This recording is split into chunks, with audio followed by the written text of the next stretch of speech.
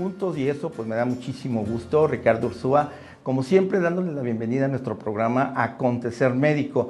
El programa de hoy va a dar muchísima esperanza a muchas personas, pero también a la vez va a quitar, digamos, esa posibilidad de que haya un poco de temor cuando nos empieza a fallar la memoria, se nos olvidan las cosas, en fin. A veces se hace la broma de que pues has de tener Alzheimer y bueno, no es algo muy serio, pero en determinado momento lo que queremos hoy es diferenciar cuándo es una simple persona que es olvidadiza y cuándo realmente se está empezando justamente a desencadenar la enfermedad de Alzheimer. Hablar de los problemas de memoria y otras dificultades del pensamiento son ver las causas, es uno de los objetivos de este programa. También el hecho de que si puede ser nada más depresión, una infección o un efecto secundario hasta de un medicamento, lo vamos a ver también.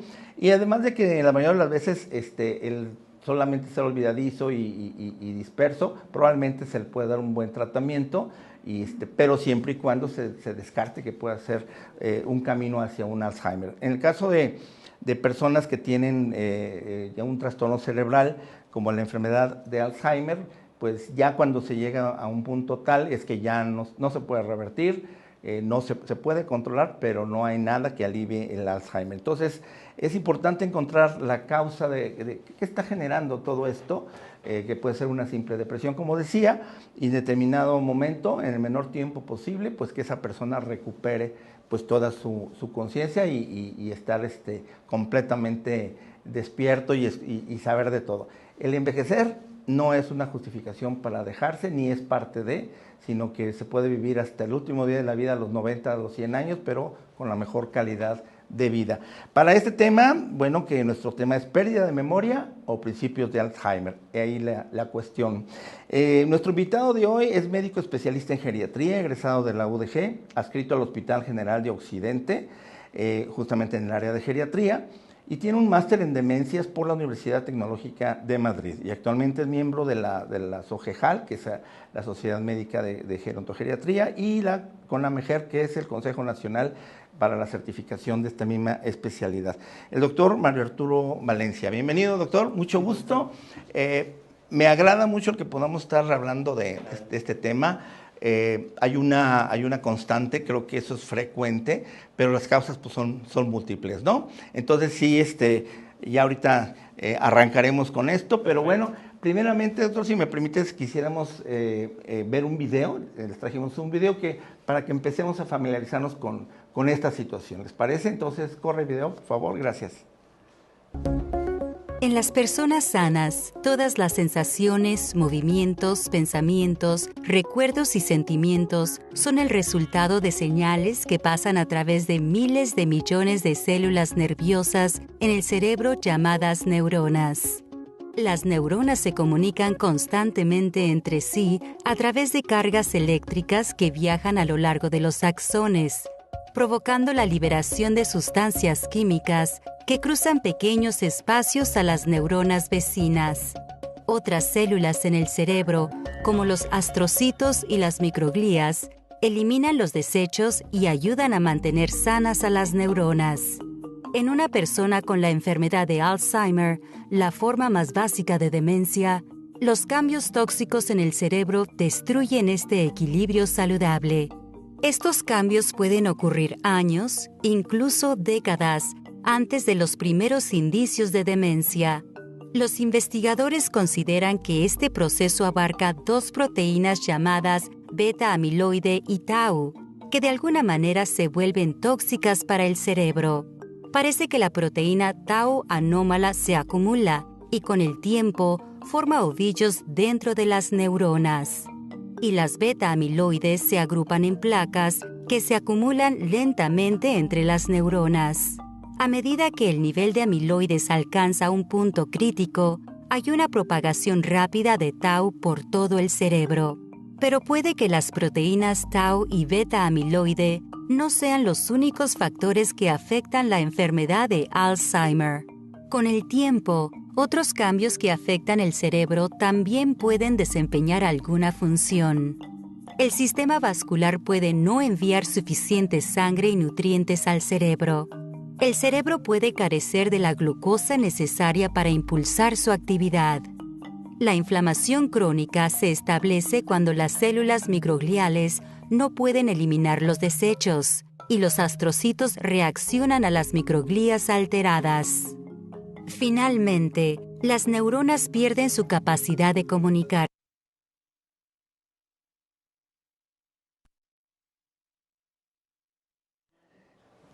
Bien, estamos de regreso. Espero que les haya gustado el video. La verdad es que tenemos otra parte más adelante. Y algo que seguramente frecuentemente nos preguntamos, o la familia es la que luego de repente nos dice, oye, sí, ¿qué te pasa? ¿No? Ya no te acuerdas, te acabo de decir, te dije ayer, sí, te pedí y no me lo trajiste. Ay, Dios, espérame, ¿qué me está pasando? ¿No? Entonces, esa evolución del ser humano cuando va pasando por las diferentes edades, en el caso de la geriatría, ¿desde qué edad es importante ponerse en manos de un geriatra? Esa sería mi primera pregunta. Y la segunda sería, ¿qué podríamos pensar, hablando de este tema, a qué edad podría uno empezar a tener esas fallitas de memoria, ¿no? Claro, es muy interesante marcar la partida, ¿no? Exacto. De entrada, a nivel nacional, a partir de los 60 años ya consideramos que una persona es persona mayor. Okay. Que todavía hasta hace un par de meses hablábamos de adulto mayor. Actualmente sabemos que inclusive la forma ideal de referirnos a una persona que ya está por arriba de esta edad o este nuevo escalón de vida es persona mayor, ¿no? Eso es lo primero que debemos decir. Persona mayor. Exacto. Okay. O sea, a veces este cambio de juego de palabras, sí, podríamos pensar es algo muy simple porque hay que hacer esa diferencia. La verdad es que es como cuando hasta nos referimos a una persona, es que el abuelo, ¿no? No necesariamente todos somos abuelos. El anciano. Exacto. Sí. Entonces, hasta cierto punto se ha visto algo ajeísta la forma de determinar y referirnos a una persona de cierta edad. Me ¿no? agrada persona mayor. Persona mayor. Oye, está bien eso, porque sí también pudiera hasta de repente escucharse medio peyorativo, así como de, exacto, el anciano es del viejillo, exacto, ese que viene. Oye, pues que pues, ¿no? Sí. Sí, ok. Sí. Entonces, y creo que es una parte social, ¿no? Desde cultural. Porque inclusive la interpretación de cómo se puedan sentir inferiores porque les llames señor, ¿no? Simplemente. Sí, exacto. Entonces, pero bueno, eso es una cuestión aparte. La otra pregunta muy interesante, ¿hasta a qué punto de edad pudiéramos empezar a tener fallas, ¿no? Actualmente tenemos hasta variantes genéticas, hablando de Alzheimer, que son dominios dominantes y que a partir de los 45 años ya empiezan con fallas, ¿no? ¡Órale! Entonces, ¿a qué momento de la vida acercarnos a un especialista en memoria y cuando tenemos fallas? La verdad es que no existe una edad específica. Podemos estar hablando de alguien de 50, 55 años que empiece con un trastorno cognitivo, con fallas, y se acerque a un profesional, ¿no? Claro. Algo también muy interesante es que no todo es memoria.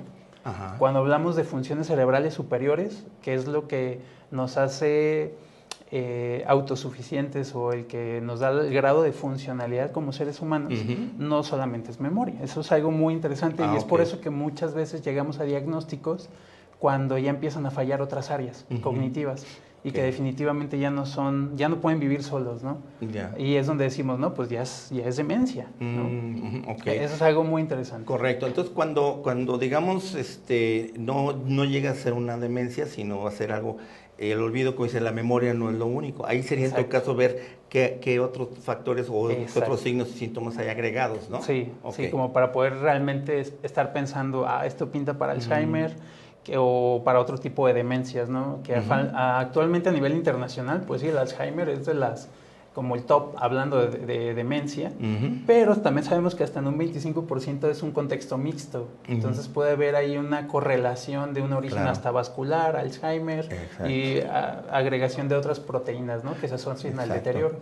Ok, y eso está bien, porque también puede estar sobrediagnosticado un Alzheimer, o a la inversa, puede estar subdiagnosticado, que sí lo es y que dice, no hombre, no pasa nada, porque luego a veces los mismos médicos dicen, estás nervioso, no pasa, es la edad, ya tú no te preocupes. Ay, no me digas eso. ¿Por qué? Sí, ¿verdad que sí? Es que justo a veces en el área de la geriatría, que es la edad. Y a mí me gustaría agregar algo aquí muy interesante, y es que no existe enfermedades de las personas mayores. Ok, qué padre. Eso es una expresión de nuestra cultura, nuestras ahora sí que nuestra vida desde que somos jóvenes. Cierto. Todos envejecemos a partir de los 30 años. Entonces, Exacto. el que desarrollemos alguna enfermedad en la persona mayor no es tanto una expresión directa de que porque soy mayor, sino porque es un acúmulo de factores en el transcurso de la vida. Ok, ahí es donde podríamos meter, por ejemplo, el estilo de vida, si hábitos malos, buenos hábitos, etcétera.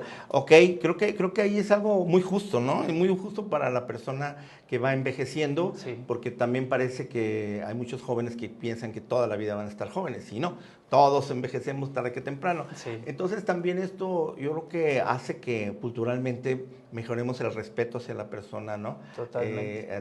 La persona mayor, como era antes. Por ejemplo, yo me acuerdo, yo llego y a la fecha de una persona ya de cierta edad, a veces hasta jóvenes, pero que no, oiga, y yo primero es hablar de usted, ¿no? Ya, o hasta pedirle permiso, ¿te puedo hablar de tú? Sí, ok, ¿no? Entonces hay ese juego de respeto que creo que se ha perdido mucho ahora en las nuevas generaciones. En general, ¿no? Entonces llegan, te hablan de tú, acá de cualquier cosa y no hay respeto. Entonces, qué mejor que cualquier persona vaya aprendiendo a cómo tratar a su prójimo, independientemente de la idea de que esté joven, lo respeto, ya está viejo, mendigo anciano, no, está mal. Ok, ahora, en este sentido, el punto de ejemplo, por ejemplo, hay personas que de veras, y son, yo les llamo disperso y todo, tú dime si es lo correcto, porque, ejemplo, dicen, bueno, a veces dices que por la edad se me empiezan a olvidar las cosas. Claro. Y a veces dicen, es que mi papá y mi mamá tenían muy mala memoria y seguramente yo los heredé. Entonces ya empiezan como a ponerse la etiqueta y a creérsela. Pero entonces, por decir algo, hay un escenario en el que esta persona se le están dificultando sus actividades cotidianas. Por ejemplo, se pierde, va conduciendo y de repente dice, ay, híjole, ¿dónde ando? Ni idea. O, por ejemplo, llegan a comprar algo y ¿a qué venía, no? O sea, no me acuerdo qué iba a comprar.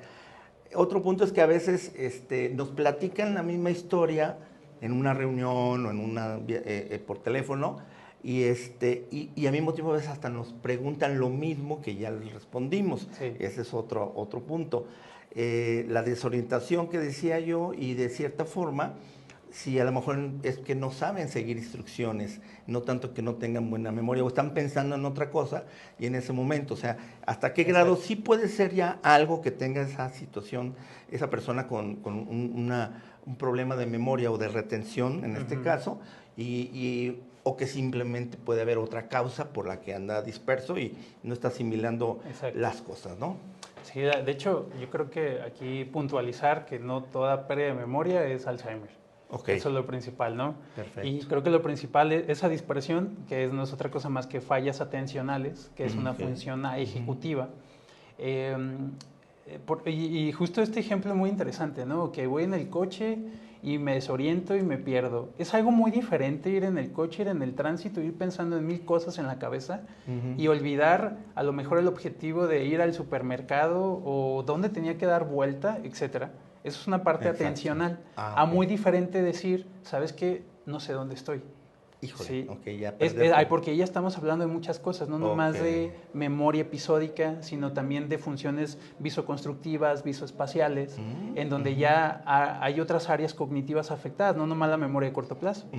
¿Sí? Entonces, de hecho, una persona en la evolución típica o patológica de Alzheimer, que ya tiene fallas de visoespacial, pues ya habla de una evolución un poquito más avanzada, ¿no? Al que solamente tiene fallas de corto plazo. Claro. Eso es algo interesante. Sí, vaya. Y si bien, pues bueno, de forma general no pudiéramos diferenciar si empiezo a tener queja de memoria, que esa es como la típica emoción de ir a consulta en el área de neurología o geriatría, es que ya se me están olvidando las cosas, ¿no?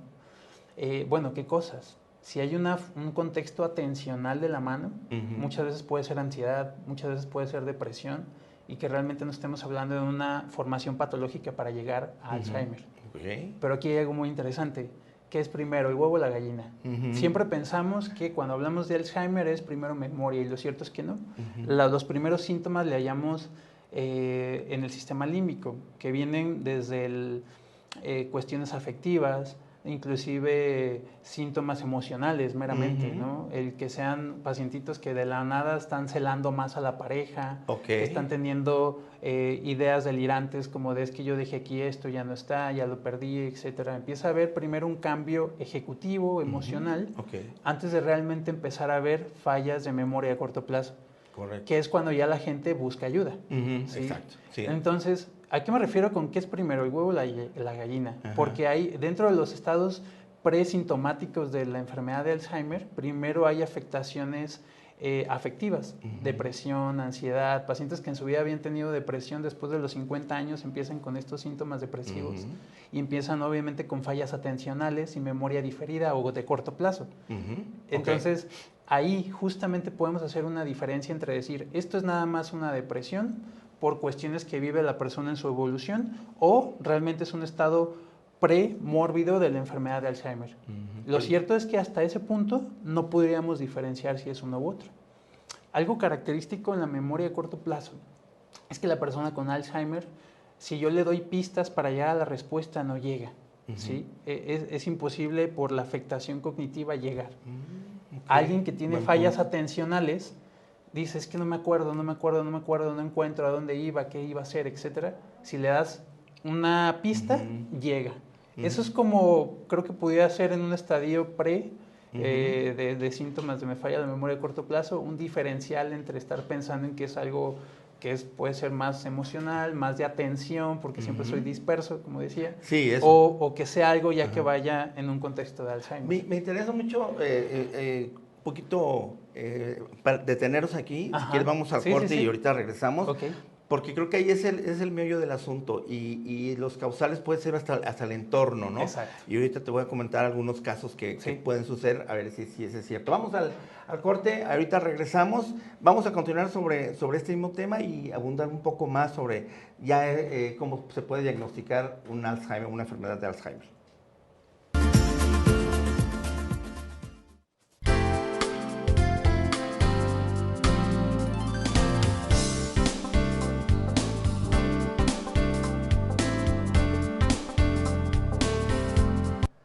Estamos de regreso. Recuerden que el tema central de esta tarde es pérdida de memoria o principios de Alzheimer. Perder la memoria, bueno, suena feo, pero a veces son algo muy fugaz, algo muy momentáneo, pero que si frecuentemente se está repitiendo, llega un momento en que claro que nos va a preocupar o le va a preocupar a nuestros cercanos, amigos, parejas, familiares. Entonces, yo creo que el hablar de Alzheimer era muy justo que hiciéramos un programa sobre Alzheimer. En México se calcula que hay aproximadamente 1.300.000 personas con Alzheimer y que de alguna forma hasta ahorita ha sido una enfermedad no comprendida, no se entiende mucho y obviamente hay mucha confusión en el diagnóstico. Entonces creo que sí era importante, lo que a nosotros nos gusta mucho, que es empoderar precisamente a cada uno de nosotros para que seamos los primeros en reflexionar y decir, híjole, creo que algo no anda bien, e ir con el médico. ¿Con quién? Con el geriatra. Entonces, bueno, y de preferencia aquí con el doctor, ¿verdad? Perfecto. Antes de continuar, me gustaría que vieran la segunda parte del video que vimos al inicio. Y recuerden que si no lo vieron del principio del programa, después lo pueden ver en YouTube o en Facebook Live, Acontecer Médico, o en YouTube, Acontecer Médico TV. Vamos a video. A medida que las neuronas mueren, el cerebro se encoge, comenzando en el hipocampo, una parte del cerebro importante para el aprendizaje y la memoria. Las personas pueden comenzar a experimentar pérdida de memoria, dificultad para tomar decisiones y problemas de lenguaje. A medida que mueren más neuronas en todo el cerebro, una persona con Alzheimer poco a poco va perdiendo la capacidad de pensar, recordar, tomar decisiones y funcionar de manera independiente. Es esencial lograr una comprensión más a fondo de los mecanismos moleculares y celulares y cómo pueden interactuar para poder desarrollar terapias eficaces. Se ha avanzado mucho en la identificación de varios factores subyacentes. Los avances en las imágenes cerebrales nos permiten ver la evolución de las placas y ovillos en el cerebro vivo. Los biomarcadores en sangre y en líquido ofrecen conocimientos sobre cuándo comienza la enfermedad y cómo avanza. También se sabe más sobre las bases genéticas de la enfermedad y cómo pueden afectar algunas vías biológicas particulares. Estos avances permiten desarrollar y poner a prueba nuevas terapias prometedoras, que incluyen medicamentos que reducen o eliminan el aumento de las proteínas tau y amiloides en el cerebro, terapias dirigidas al sistema vascular, el metabolismo de la glucosa y la inflamación, e intervenciones en el estilo de vida como ejercicio o dieta y enfoques conductuales como la interacción social que pueden mejorar la salud del cerebro. Las investigaciones avanzan rápidamente, por lo que cada vez más nos acercamos al día en que podremos retrasar o incluso prevenir la devastación que origina la demencia.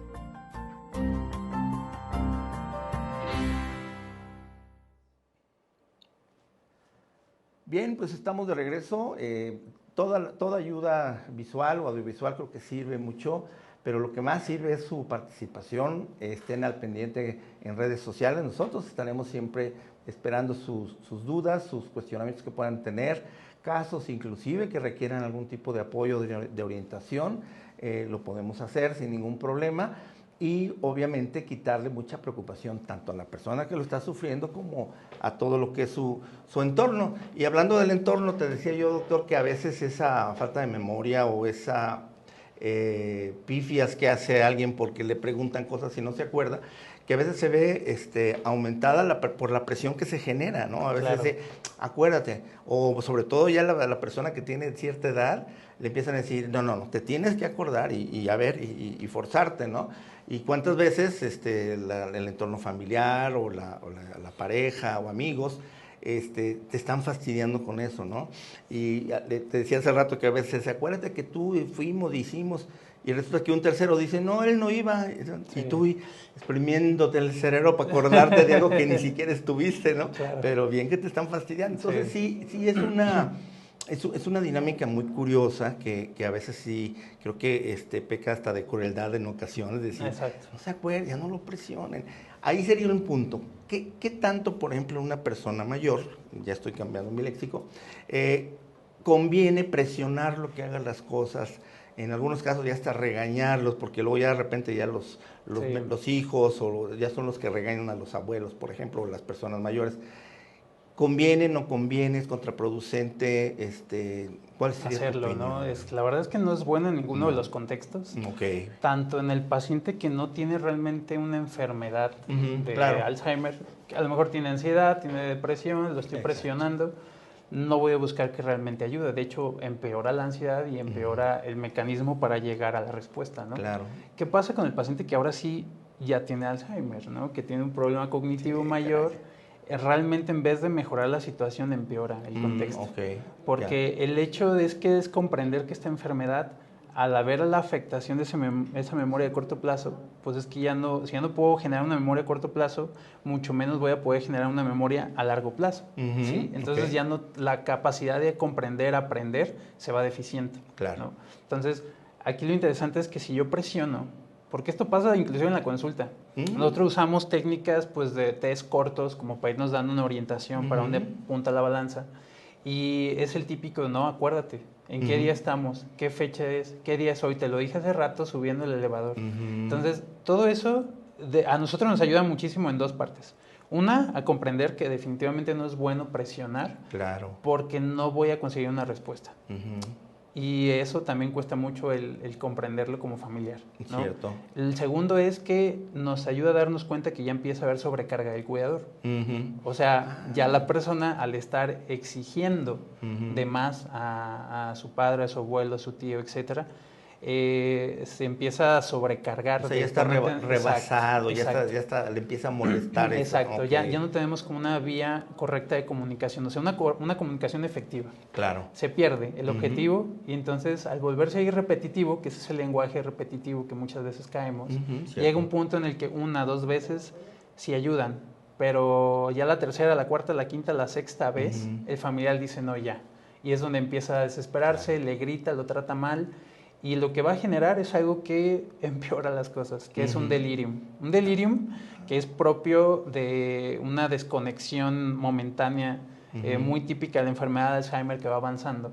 Híjole. Ya estadios 5 hacia adelante, en donde hablamos de que este factor de estrés, que puede ser el estrés principal, ¿no? El hijo me está tratando mal, me está preguntando de más, ya sabe que no me acuerdo, genera mayor trastorno. Claro. Entonces, luego aparte viene la visión afectiva y todo se descontrola, ¿no? Entonces, en vez de que busque el decirle la respuesta, que hoy es 12 de octubre del 2000 cacho, empieza a hablar otras cosas que no tienen sentido, claro. Ya se para de la mesa, ya se quiere ir, se pone agitado, se pone agresivo, tira manotazos. Entonces, en vez de mejorar las cosas, en verdad las empeoramos. Sí, y de todos modos, bueno, independientemente de la enfermedad que tenga, pues obviamente el hartazgo llega también de, bueno, ya déjenme en paz, ¿no? Exacto. O sea, no me estén agrediendo y como tiene razón ya entra la violencia, pero es un buen punto también para el cuidador, porque ese sería otro tema interesante del entorno familiar, de cómo poder sobrellevar a un caso de deterioro paulatino que es el Alzheimer, y que obviamente en muchas personas el dolor les causa coraje, o sea, se enojan porque les duele ver a su familiar mal, ¿no? Pero no ayuda el que se desquiten con él y mucho menos que lo traten mal, ¿no? O sea, creo que ahí no va. Y aunque no lo tengan, hay personas que por ser ya personas ya adultas, que no tienen la misma capacidad, la misma locomoción, no sé, lo que sea, se les descalifica y así como que dicen, ay, déjalo, ya se durmió, déjalo que se duerma. Y se despierta, ¿y qué quieres ahora? Ahora, o sea, es maltrato realmente. De hecho, sí. ¿Verdad que sí? Sí, o sea, omisión de cuidados, es un maltrato. Sí, entonces, más adelante hablaremos de algunas posibles soluciones, porque de repente veo que se casan mucho las familias con esos problemas, ¿no? Sí. Entonces, hablaremos de esto. Bueno, entrando un poco en los que son los factores de riesgo, los signos y síntomas, doctor, me gustaría, primero los factores de riesgo, si quieres te lo voy diciendo y tú me los vas a poner, pero en el caso de la edad, ¿tiene que ver? Sí, de hecho, cuando hablamos de factores de riesgo, hablamos de los no modificables y los que sí son modificables. Exacto. Al hablar de los no modificables, el principal es la edad. Okay. Lo cierto es que a mayor edad, mayor riesgo, ¿sí? Pues precisamente no porque sea una enfermedad propia de la vejez, sino más bien porque es la expresión del acúmulo de esa proteína amiloide, de esa proteína tau que se va acumulando y me va generando problemas a mayor edad, ¿no? Realmente es eso. Entonces, sí, una visión no modificable es la edad y es de los principales factores de riesgo, ¿no? Que riesgo. Podemos ver. Y que puede ser ahí donde hay que hacer el diagnóstico diferencial, no puede ser simple y sencillamente un problema de falta de atención, de estrés o algún problema emocional que está ahí y no tanto un Alzheimer, pero sin embargo sí tiene que ver con la edad, ¿no? En ese sentido puede ser. Pero también le agregaríamos entonces su entorno, ¿no? De hecho, ahí hay algo muy interesante que es cuando ya empezamos a hablar de la epigenoma, que es como no solamente el gen, porque de hecho hablar de otros factores no modificables es la biología propia, el gen que ya traemos, ¿no? Claro. Actualmente sabemos o se identifican al menos 71 genes distintos para la evolución de Alzheimer. Caray. Entre formas típicas, formas atípicas, formas rápidas, formas lentas, ¿no? Y formas mixtas, por supuesto, pero al final, al ser un gen, una parte que yo no puedo modificar, significa que yo voy a desarrollar Alzheimer. Eso es algo interesante también. Y no siempre es así. De hecho, hay una que le llamamos resiliencia al estado biológico de la enfermedad de Alzheimer, que no por tener proteína tau, por tener proteína amiloide en mi cerebro, significa que vaya a generar síntomas. Eso es algo también muy interesante. Correcto. De hecho, usted y yo tenemos proteína tau ahí arriba. Claro. ¿sí? Tenemos amiloide ahí que puede o no generar síntomas de acuerdo a lo que sí podamos llegar a modificar, que ya son los riesgos modificables. El ser fumador, el tener el consumo de tóxicos como el alcohol, ¿sí? El tener obesidad, dislipidemia, que es afectación en los niveles de colesterol y triglicéridos, una enfermedad cardiovascular propiamente como el riesgo inflamatorio de los que tienen diabetes, ¿sí? El síndrome metabólico. Hay últimamente cuestiones que a veces mejor dicho, normalizamos, como a mayor edad vas a tener problemas auditivos. Pero ya se ha visto que el problema de la hipoacusia o esa disminución de la audición, que puede ser también multifactorial, es un factor de riesgo modificable para desarrollar Alzheimer. Ah, caray. Entendiendo que pues es una vía de entrada de un estímulo al cerebro, ¿no? Entonces se disminuye y con el paso del tiempo modifica. Claro. Hay otro también muy interesante que es la apnea del sueño. La apnea del sueño, que más simple, ¿no? Todos los que roncan. Puede ser un problema de ronquido, mal sueño, porque pues tiene algo anatómico. O verdaderamente tiene un contexto en donde está generando apneas, o sea, dejamos de respirar por microsegundos que hace que genere una disminución de los niveles de oxígeno en el cerebro. Claro, es cuando de repente se deja de respirar y se cae y luego de repente... Viene la bocanada de aire. Exacto, así, ¿no? Que es donde ya y voltean y dicen, la esposa se despierta. Ahí está todavía. Exacto. Sí, Entonces, susto. Sí, de hecho sí. Y lo normalizamos tanto, ¿sabes? Lo normalizamos como de, pues es que mi papá roncaba, mi abuelo roncaba, es algo genético y es normal. Pues no es normal. No, entonces, y es un factor de riesgo importante para Alzheimer actualmente. Ok. Y es algo que puede ser prevenible. Pues tocaste prácticamente todo lo que yo tenía aquí, lo del sueño, y bueno, veía que inclusive los mismos factores como que hay que mejorar en cuanto a estilo de vida, es los mismos que se recomiendan para el corazón, por ejemplo, y que ayuda también para el cerebro. ¿Qué ejemplo así muy rústico, muy clásico pudiéramos hacer de lo que sucede en el cerebro con esas placas amiloides? O sea, ¿cómo lo podríamos comparar? Como digamos, un tipo de sarro que se va generando, y obviamente que va cubriendo y apagando como si fueran partecillas ahí de ese sarro que empieza a apagar aquí, a apagar allá, y se va, digamos, apagando el cerebro. O sea, sería... Fíjese que inclusive se me ocurrió una analogía muy interesante ahí con el sarro, ¿no? ¿Qué pasa con las tuberías con el paso del tiempo? Por ejemplo. El sobreuso va generando este acúmulo, ¿no? De sarro. Que entiendas en esta analogía que ese acúmulo pues viene siendo esa proteína mal plegada, que no es otra cosa más que una proteína que de hecho todos tenemos, que ahí está, pero que cuando ya no la puedo barrer, ya no la puedo eliminar, se empieza a acumular. ¿Sí? Entonces, ese es el principal mecanismo fisiopatológico que involucra la enfermedad de Alzheimer, ¿no? O sea que de cierta forma como que ese organismo deja de metabolizar esa proteína y justamente por causas aún desconocidas se va acumulando como placas. O sea, sabemos que la placa senil o el acúmulo de la proteína beta-amiloide, etcétera, es un compuesto multifactorial. ¿Sí? En pocas palabras es comprender que ese sarro que no limpio, que no movilizo, con el paso del tiempo va a generar una deficiencia para comunicar una célula con otra célula. Claro. ¿Sí? Entonces, si ya no puedo comunicarme con esos axones, que son esas vías de conexión entre una célula y otra célula, no puedo tener acceso a esa memoria de corto plazo, ¿no? Que es la forma inicial de la enfermedad de Alzheimer. Sí, es como el sarro, hablando de ese ejemplo de eléctrico, es como el salitre que hay tanto aquí, por ejemplo, que de repente empieza a entrar en algún tipo de conexión o algo e inhabilita, o sea, ya no hay energía, y pues como que pues es que hay que cambiar todo porque está lleno de salitre, por decir algo, ¿no? Sí, de hecho, ahí es donde justo entra otra vez esa parte de resiliencia, ¿no? Sí. Si comprendemos que todos podemos llegar a generar la enfermedad, si todos tenemos ese sarro acumulado en el cerebro, pues ¿cómo lo limpio? Exacto. Sí. Vamos al corte y ahorita hablamos ya del tratamiento, ¿te parece? Regresamos en un minuto, no nos tardamos nada, y justamente vamos a entrar en diagnóstico y tratamiento de la enfermedad de Alzheimer.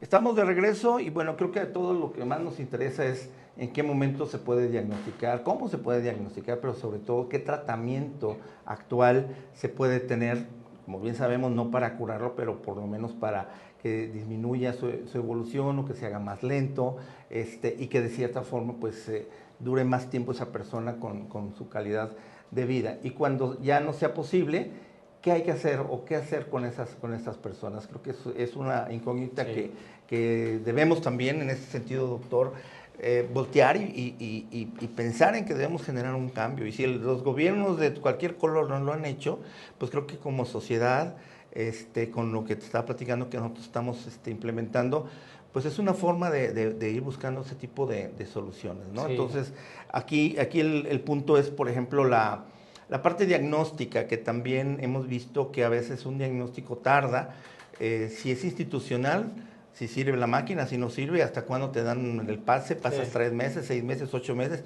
y obviamente la enfermedad corre y el diagnóstico no llega, ¿no? Entonces, bueno, esa es una parte, pero en el caso del diagnóstico, que se requiere también mucha inversión, ¿cuál es el mejor mecanismo o método para diagnosticar un Alzheimer? Claro.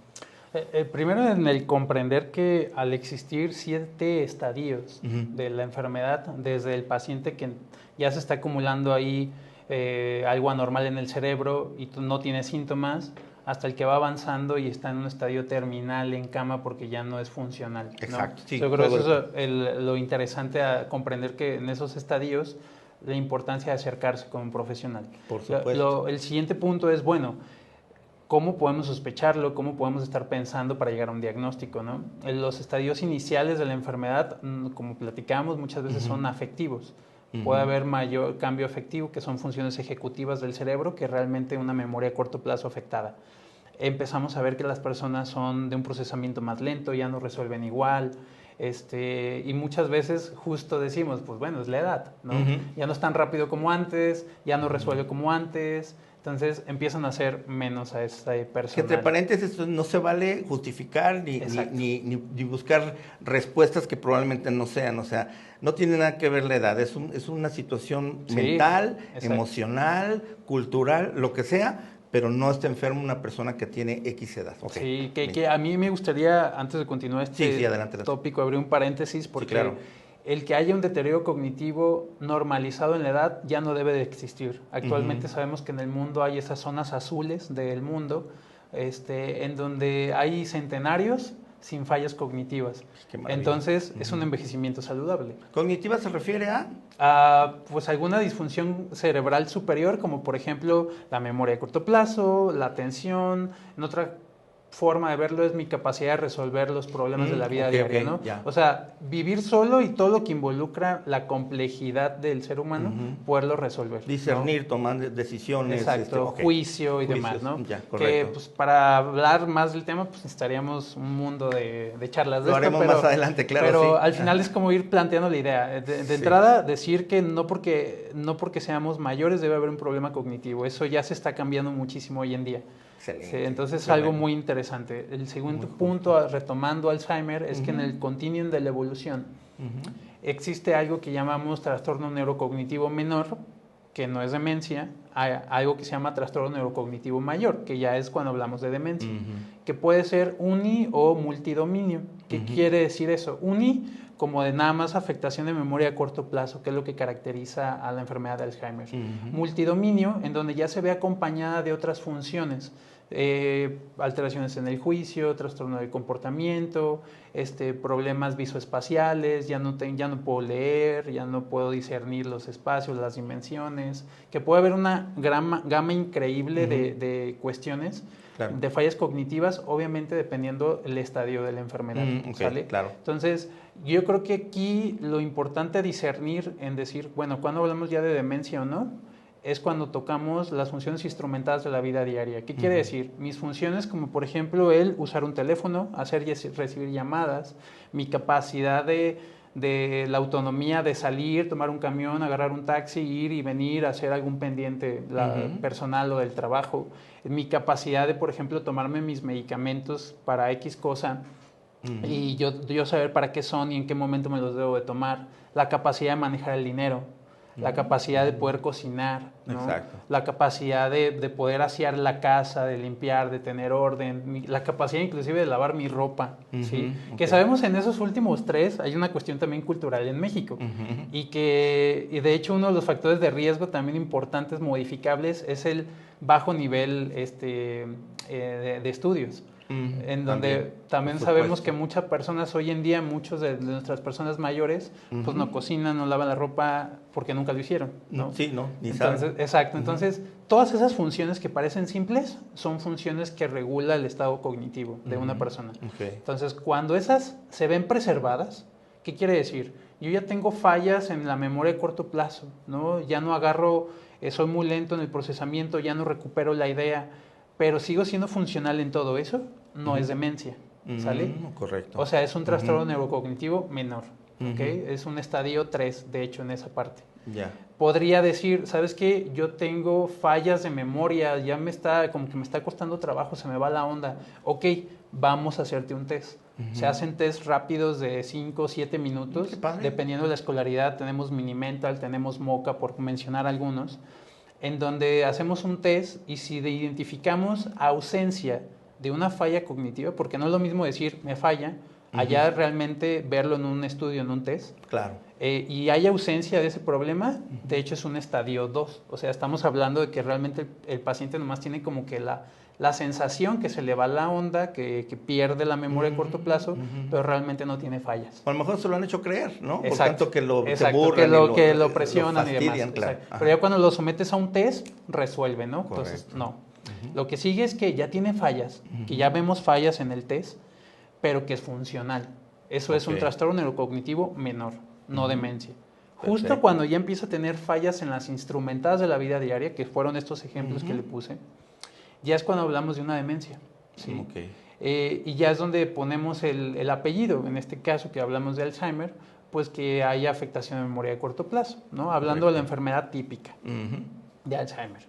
Entonces, eso es como lo principal. Hasta todavía hace un par de años, tal vez 5 años o 6, hablábamos que para hablar del diagnóstico certero, objetivo de una enfermedad de Alzheimer, se tenía que hacer biopsia de cerebro. ¿Sí? Entonces, ¿está de acuerdo que no vamos a someter a todo el mundo a biopsia de cerebro? Pues no, ¿verdad? Entonces, esa medida invasiva, pues ya nomás nos dejaba en el diagnóstico presuntivo. Pues es un diagnóstico presuntivo de Alzheimer, sospecha de, y hasta ahí. Pero ya todo ya le habías metido mano. Exacto, todo. Entonces actualmente, ya que hemos crecido mucho con las formas de los marcadores, desde el 2018 a la fecha se ha visto una visión un poquito más objetiva de clasificar a los pacientes, ¿no? Desde si tiene una enfermedad de amiloide, que si tiene taupatía y si tiene una enfermedad estructuralmente sugestiva de Alzheimer. ¿Esto qué quiere decir? En un mundo ideal tuviéramos que estarle tomando marcadores de líquido cefalorraquídeo a un paciente, o sea, hacerle punción lumbar, sacar líquido y mandar a estudiar este tipo de proteínas. Estar hablando de mandar a hacer un PET-scan de cerebro para ver biomarcadores de tau y amiloide y tener una resonancia magnética que veamos cambios anatómicos sugestivos. ¿Se utilizan medios de contraste también? No, parece no. A menos de que estemos hablando de otro tipo de estudios, pero en específico algo así simple, una resonancia con cambios estructurales sugestivos nos puede orientar. Más la resonancia que la tomografía, ¿verdad? Pues la tomografía nos puede ayudar mucho, pero actualmente hay algo que se llama volumetría hipocampal, que podemos hacer como literalmente calculan el volumen del hipocampo, que es la zona que se llega a afectar en Alzheimer, y podemos darnos una orientación de decir, sabes que si tiene cambios sugestivos de una enfermedad de Alzheimer.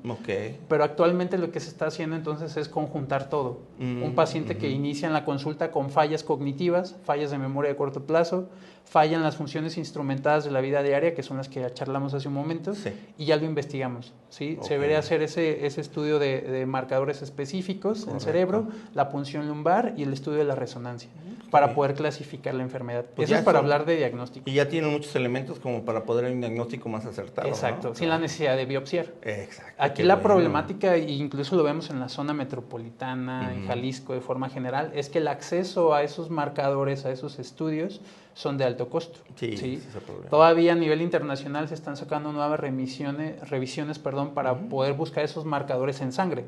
Tomamos una muestrita de sangre y lo mandamos así es, ¿no? O buscar el gen específico como APOE4, etcétera, ¿no? Para orientarnos a que hay una orientación específica de Alzheimer. Claro. Aquí lo cierto es que al tener una deficiencia en el acceso a estos marcadores, realmente ¿cómo hacemos diagnóstico entonces? Nosotros hacemos diagnóstico, al menos por ejemplo en nuestra institución y la mayoría, es que vemos queja de memoria, hacemos de hecho un test neuropsicológico completo para ver qué áreas de cognitivas están afectadas, porque como charlábamos puede ser nada más memoria a corto plazo o algo más, y un estudio de neuroimagen que nos hable de que haya cambios específicos y que descarte otras, como por ejemplo infartos. Un infarto que esté explicando las fallas cognitivas y que pensemos, es Alzheimer, y pues no. Tuvo ahí un mini infarto, una cosa así que puede haber. Sí, lacunar o algo, entonces...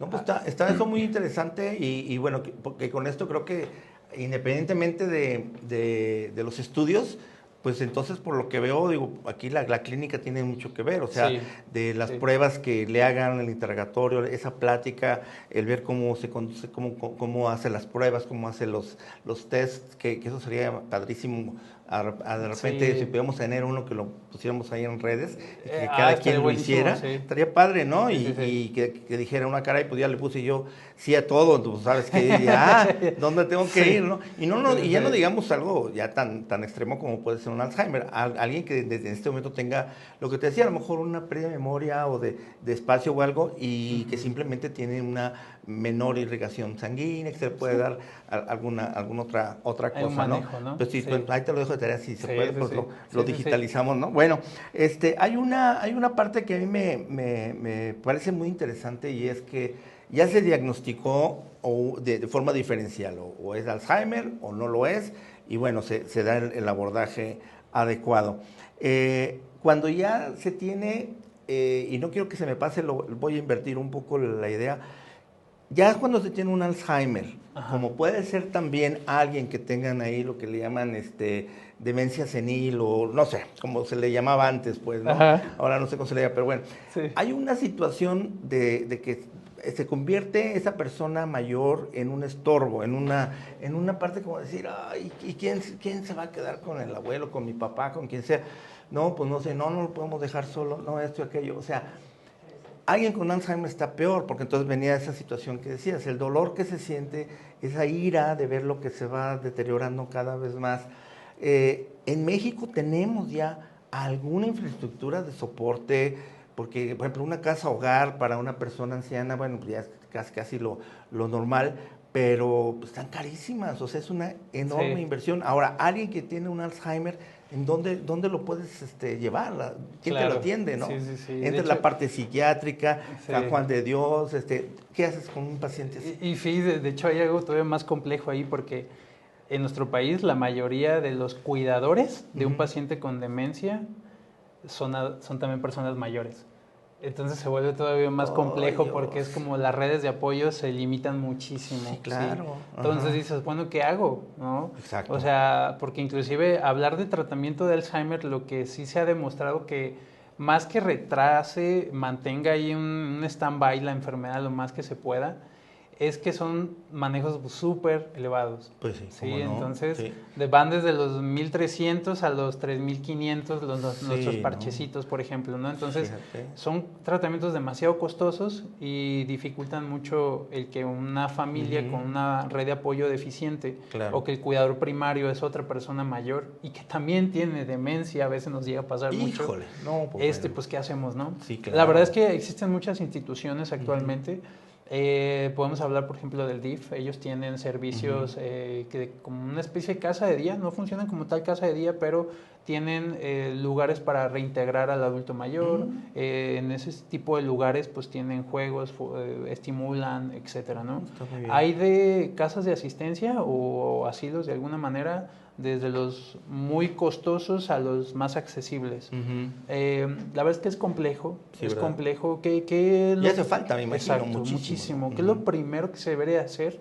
El manejo no farmacológico, pues el acompañamiento, la concientización con la familia, el que verdaderamente se sientan que están acompañados. Porque esto es algo multidimensional. De hecho, cuando hablamos de un tratamiento eficiente del deterioro cognitivo, ya sea Alzheimer, hablamos que entra el nutrólogo, entra el fisiatra, o sea, el rehabilitador, a ponernos actividad física, entra pues el médico especialista en la demencia que nos orienta y demás, entra el psicólogo, entra inclusive el tanatólogo, que es una especialidad porque al final es comprender que mi padre, mi abuelo, mi familiar, estoy teniendo una pérdida, ¿no? Sí, porque claro, ya no supuesto. es lo mismo, ya no es la misma persona que hace años. Claro. Entonces, yo creo que lo principal es el concientizar, el conocer la enfermedad, como para realmente darles calidad. Yo creo que eso es lo principal. Conocerla, comprenderla, entonces hace falta también mucha enseñanza, o sea, para educar mucho en salud a la población, que bueno, es parte de lo que es nuestro granito de arena que hemos querido poner. Una cosa también que se me hace muy interesante, bueno, demencia no es estar loco, que yo quiero que quede claro, porque no está demente cuate, ya está bien loco, no. O sea, el de demencia ya vimos que es un término médico que implica ya todo lo que estuviste comentando aquí de varias situaciones. Ahora, en cuanto a medicamentos, hablábamos que hay uno nuevo, estaba yo viendo, que se llama Leqembi. La FDA lo aprobó apenas ahora en julio y que ralentiza o hace más lenta la evolución del Alzheimer. Así es. Bueno, estaba viendo que cuesta 50,000 pesos para empezar, ¿no? Sí. Pero sí es promisorio, no es promisorio, me decías que tiene sus asegúnes, ¿no? Sí, de hecho, actualmente no está como a la venta libre de entrada. Todavía no. Todavía está en protocolos de investigaciones. Ya. Hasta el hecho de ya sacarlo al mercado involucra también el comprender ese costo-beneficio, ¿no? Claro.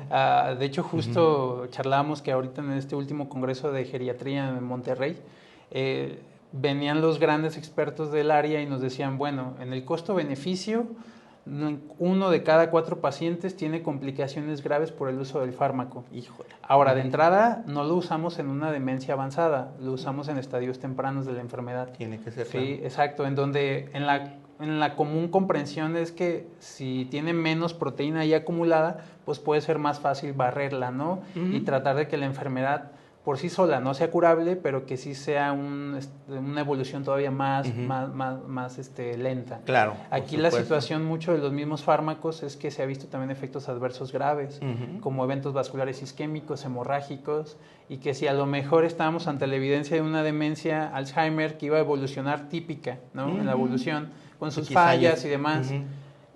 En un costo-beneficio también le dices, bueno, ponemos un medicamento que puede beneficiar las cosas y evitar que progreses, ¿no? Pero también hay alta posibilidad de que puedas tener un empeoramiento súbito, sí, ¿no? Un derrame cerebral o algo y de o inclusive fallecimiento. O fallecimiento inmediato, Entonces, sí, claro. Creo que todavía estamos en pañales en esta área. Okay. El multidominio del tratamiento de Alzheimer, como justo lo hablábamos, es de muchas corrientes, no solamente lo farmacológico. Hablamos de lo nutricional, actividad física, inclusive la microbiota hoy en día está muy de auge para poder sobreestimular las bacterias intestinales y que de esa manera mejore el estado cognitivo. Buen sí, punto. Hay muchas herramientas actualmente. Correcto. Inclusive lo no farmacológico, que retomo, es algo importantísimo. El acompañamiento, la rehabilitación cognitiva que podamos darle a los pacientes. Perfecto. Ha demostrado que puede plantear una estabilidad de la enfermedad por más tiempo al estarle como estimulando ese cerebro, ¿no? De hecho, actualmente hay conceptos muy bonitos que hablan de la neuroplasticidad. ¿Cómo no? Entendiendo que esa neurona que no se puede comunicar con la que está acá por la proteína, pues bueno, genera nuevas conexiones. Sí, exacto. Enseñar a otras áreas del cerebro a que suplan las que ya no funcionan. Entonces, perfecto, pues terminamos, doctor. Tenemos que hacer otro programa. Bueno, se nos están ahí juntando mucho, pero no importa. Pero sí, la verdad es que esto me preocupa obviamente la de Alzheimer, pero más me preocupa porque es el mayor volumen de todas las personas que en este momento pueden ver nuestro programa y que se identifiquen con esa ya como pérdida de función de la memoria, de varios tipos de situaciones. Sí me gustaría a lo mejor en una próxima hablar más sobre ese tipo de pacientes, que es el mayor porcentaje, y que de alguna forma les podamos ofrecer algunos tips de mejor calidad de vida, cuidar su entorno, pero sobre todo educar también a los jóvenes que a veces menosprecian mucho a la persona mayor, ¿no? Y pues algún último comentario para despedir el programa, doctor. No, pues que juntos por un envejecimiento saludable. Yo creo que eso es una visión de enriquecimiento del envejecer, que no deberíamos de hacer menos a las personas cualquier tipo de problema, sino más bien ser más empáticos, ser más humanos, ¿no? Porque Excelente. pues todos vamos para allá. Oye, me gustó de eslogan como para una campaña, ¿no? Hay que armarla. Sí, perfecto. sí, sí. Pues muchísimas gracias, doctor, y a placer. ustedes, pues gracias. Esperemos que todas las dudas que puedan haber quedado por ahí o que surjan, nos contacten a través de redes y con gusto se las transmitimos aquí al doctor para que nos haga favor de aclarárselas, ¿no? Ricardo Urzúa, me despido. Muy buenas tardes y estaremos en contacto a través de nuestras redes sociales.